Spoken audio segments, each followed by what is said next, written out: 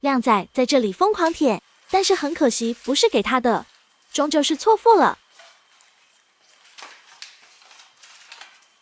Coco 米的好吃的饭，汪汪到家的奶酪三文鱼汤，一面是汤，另一面是冻干，汤泡冻干，补水又吃饭。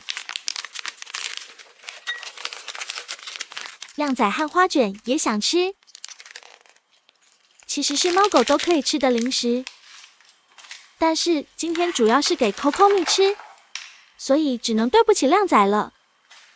你的小狗从天而降。